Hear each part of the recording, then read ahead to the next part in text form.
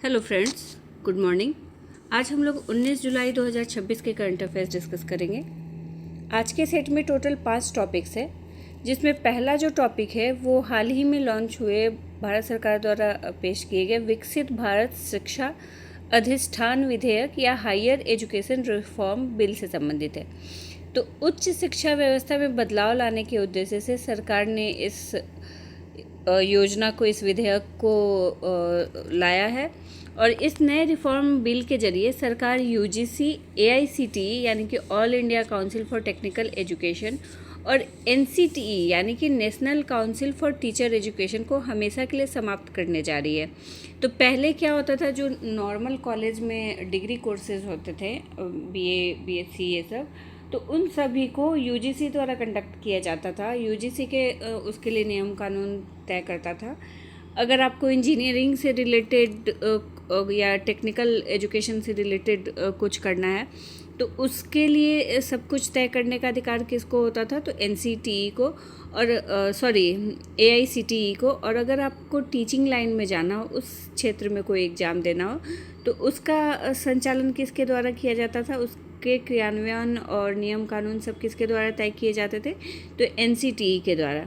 लेकिन अब जो सरकार विधेयक लाई है, बिल लाई है, उसमें इन तीनों संस्थानों को समाप्त कर इसके जगह पे इकलौती सर्वोच्च संस्था बनाई जा रही है, जिसका नाम क्या होगा, तो विकसित भारत शिक्षा अधिष्ठान, शॉर्ट में वीबीएसए। अब यही सिंगल रेगुलेटर पूरे देश के सामान्य कॉलेज, इंजीनियरिंग कॉलेज और शिक्षक प्रशिक्षण संस्थानों को नियंत्रित करेगा। और इस नए सुपर रेगुलेटर को सुचारू रूप से चलाने के लिए इसके भीतर 3 विशेष परिषदों का गठन किया जा रहा है। कौन कौन से, तो पहला रेगुलेटरी काउंसिल। इसका क्या काम होगा, तो ये इस बात का ध्यान देगा कि देश में नए कॉलेज या यूनिवर्सिटी खोलने के लिए नियम जो होते हैं वो न्यूनतम नियम क्या होंगे, तो इस बात का ये रेगुलेटरी काउंसिल ध्यान रखेगा। दूसरा होगा स्टैंडर्ड काउंसिल। इसका काम होगा पढ़ाई के स्तर और सिलेबस को सुधारना, और ये काउंसिल तय करेगी कि देश के किसी भी कॉलेज में पढ़ाए जाने वाले कोर्स का लर्निंग आउटकम क्या होना चाहिए और अकादमिक स्तर को वैश्विक मानकों के अनुरूप कैसे लाया जाए। तो स्टैंडर्ड काउंसिल का ये काम होगा। और तीसरा होगा एक्रेडिटेशन काउंसिल।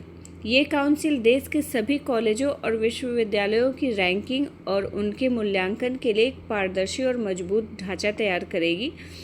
तो इसके तहत अच्छा प्रदर्शन करने वाले संस्थानों को स्टार रेटिंग दी जाएगी। अभी जैसा कि आप लोग को पता होगा कि नैक रेटिंग मिलती है कॉलेज, यूनिवर्सिटी को, तो वही एक्रेडिटेशन काउंसिल का काम यही होगा, अलग अलग यूनिवर्सिटीज़ को पारदर्शिता और मजबूत ढांचा तैयार करने के लिए अच्छा प्रदर्शन करने वाले जो यूनिवर्सिटी या संस्थान होंगे उनको स्टार रेटिंग देना।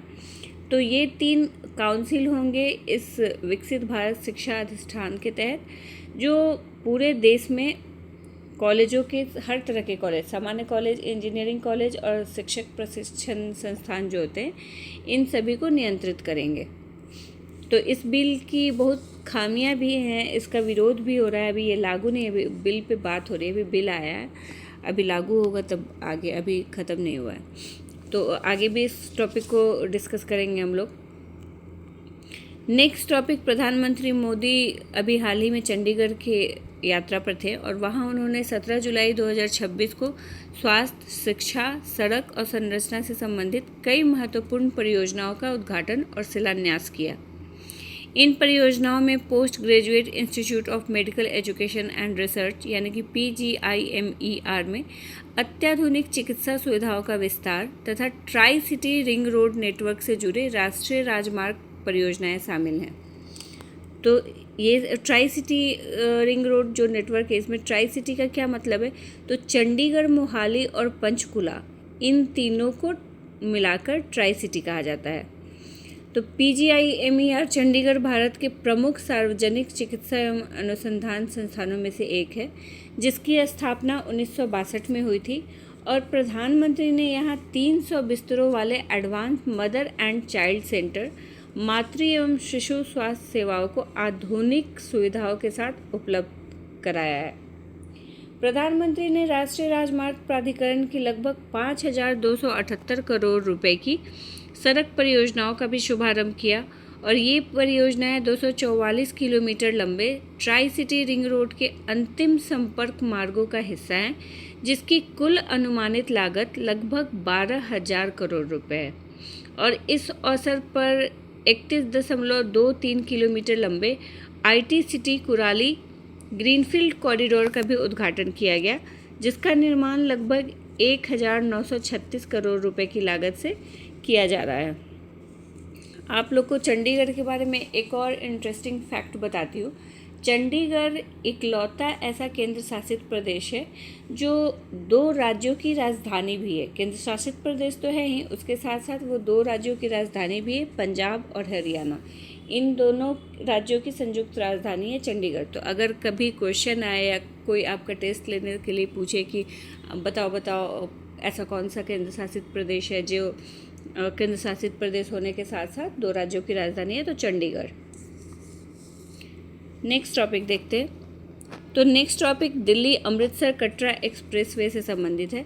भारत की सड़क और संरचना को नई गति देते हुए प्रधानमंत्री नरेंद्र मोदी ने दिल्ली अमृतसर कटरा एक्सप्रेसवे के महत्वपूर्ण हिस्सों का उद्घाटन किया है और उद्घाटन के तहत हरियाणा के जिंद में पैकेज 1 से 5 यानी कि 157.92 किलोमीटर तथा पंजाब के जलंधर में पैकेज 6 को राष्ट्र को समर्पित किया। इस प्रकार कुल 188 किलोमीटर से अधिक लंबा एक्सप्रेसवे परिचालन के लिए तैयार हो गया है और ये परियोजना राष्ट्रीय राजमार्ग प्राधिकरण द्वारा भारतमाला परियोजना के अंतर्गत विकसित की जा रही है। दिल्ली अमृतसर कटरा एक्सप्रेसवे एक 667 किलोमीटर लंबा ग्रीनफील्ड एक्सेस कंट्रोल एक्सप्रेसवे है और ये 4 लेन का अत्याधुनिक राजमार्ग है, जिसे भविष्य में आवश्यकता पड़ने पर 8 लेन तक भी विस्तारित किया जा सकता है। ये एक्सप्रेसवे दिल्ली, हरियाणा, पंजाब और जम्मू कश्मीर को जोड़ते हुए अमृतसर और कटरा तक पहुंच प्रदान करेगा और इसका निर्माण विशेष रूप से राष्ट्रीय राजमार्ग 44, जिसको ग्रैंड ट्रंक रोड भी कहा जाता है, पर बढ़ते यातायात दबाव को कम करने के उद्देश्य से किया जा रहा है। इस एक्सप्रेसवे का जो सबसे बड़ा लाभ होगा वो यात्रा समय में होने वाली बड़ी कमी। अभी दिल्ली से कटरा जाने में जो समय लगता है वो 14 घंटे का समय होता है, लेकिन इस एक्सप्रेसवे के बन जाने के बाद ये समय घटकर 6 घंटे हो जाएगा। तो काफ़ी कम समय में दिल्ली से कटरा पहुंचा जा सकता है। तो ये फैसिलिटी मिलेगी दिल्ली अमृतसर कटरा एक्सप्रेसवे के डेवलप हो जाने के बाद। नेक्स्ट टॉपिक INS मालवन के से रिलेटेड है। INS मालवन को हम लोग पहले भी डिस्कस कर चुके हैं और एक बार फिर डिस्कस कर रहे हैं क्योंकि 22 जुलाई को इसको कमीशन किया जाने वाला है, तो इसलिए एक बार फिर से, और ये इम्पॉर्टेंट टॉपिक भी है इसलिए एक बार और इसको डिस्कस कर ले रहे हैं। इसके जो भी इम्पॉर्टेंट पॉइंट्स है उसको डिस्कस कर ले रहे हैं। तो ये माहे श्रेणी के पनडुब्बी रोधी उथले जल युद्ध पोत यानी कि anti submarine warfare shallow water craft ASWSWC का दूसरा पोत है। इस जहाज़ का डिज़ाइन और निर्माण किसके द्वारा किया गया है? तो कोचिन शिपयार्ड लिमिटेड कोची द्वारा इसका डिज़ाइन और निर्माण किया गया है और भारतीय नौसेना को इसे 31 मार्च 2026 को ही सौंप दिया गया था, लेकिन इसकी जो औपचारिक कमीशनिंग समारोह है वो 22 जुलाई 2026 को आयोजित की जाएगी। माहे श्रेणी के ASWSWC ऐसे विशेष युद्धपोत हैं जिन्हें उथले तटीय क्षेत्रों में संचालन के लिए विकसित किया गया है और इसका मुख्य उद्देश्य पनडुब्बी रोधी युद्ध, माइन युद्ध तथा लो इंटेंसिटी मैरीटाइम ऑपरेशंस को अंजाम देना है। INS मालवन की लंबाई लगभग 80 मीटर है और इसका विस्थापन लगभग 1100 टन है। इस युद्धपोत में वाटर जेट प्रणोदन प्रणाली का उपयोग किया गया है जो उथले समुद्रों में बेहतर गति और उच्च स्तर की संचालन क्षमता प्रदान करती है। इसके अलावा इसमें अत्याधुनिक सेंसर, टॉर्पीडो और बहुउद्देशीय पनडुब्बी रोधी रॉकेट भी लगे हुए हैं। INS मालवन जो है इसमें 80% से अधिक स्वदेशी सामग्री का उपयोग किया गया है और इसको भारतीय नौसेना में अभय श्रेणी के कॉर्वेट युद्धपोत का स्थान लेने के लिए शामिल किया गया है। तो ये किस युद्धपोत का स्थान लेगा? तो अभय श्रेणी के कार्वेट युद्धपोत का। ये जितनी भी लाइनें हैं इस टॉपिक से रिलेटेड वो सारी इम्पॉर्टेंट है, क्योंकि एग्ज़ाम में कई बार मल्टी ऑप्शन दे देते हैं और उसमें अलग अलग खासियत है, उससे रिलेटेड अलग अलग पॉइंट्स दिए होते हैं, आपको बताना होता है। और बीपीएससी तो अब ऐसा भी ऑप्शन रहता है, ऑप्शन ई उपरोक्त सभी या उनमें से कोई नहीं, या उपरोक्त में से एक से अधिक।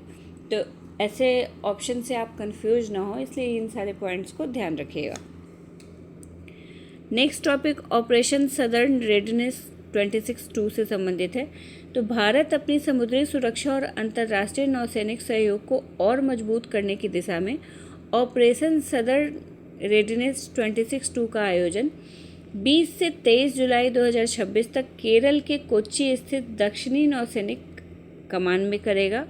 ये 4 दिवसीय बहुराष्ट्रीय प्रशिक्षण कार्यक्रम होगा, जिसका आयोजन भारतीय नौसेना कंबाइंड मैरीटाइम फोर्सेस के कंबाइंड टास्क फोर्स 154 के साथ मिलकर करेगा। इसको आयोजित करने का उद्देश्य क्या है? तो समुद्री सुरक्षा, पेशेवर प्रशिक्षण और विभिन्न देशों की नौसेनाओं के बीच समन्वय को और मजबूत बनाना है। इस उद्देश्य से इस ऑपरेशन को आयोजित किया जा रहा है और इस अभ्यास में कंबाइंड मैरीटाइम फोर्सेस के 25 से 47 साझेदार देशों के नौसैनिक जो होंगे, नौसैनिक अधिकारी और कर्मी, वो सभी इसमें भाग लेंगे। इसमें ऑस्ट्रेलिया, कनाडा, जापान, थाईलैंड, संयुक्त अरब अमीरात, ओमान, जिबूती, सेशेल्स, अमेरिका और यूके सहित कई देश शामिल हैं, जिनके नौसैनिक अधिकारी और कर्मी इसमें भाग लेंगे। तो ये हमारे आज के टॉपिक्स थे। मिलते हैं नेक्स्ट डे। अगर आपको इससे रिलेटेड पीडीएफ डाउनलोड करना हो या पिछले 1 साल का करंट अफेयर्स आप एक जगह चाह रहे हो, तो आप ओनली बीपीएससी की साइट या ओनली बीपीएससी के ऐप के थ्रू डाउनलोड कर सकते हैं। Thank you.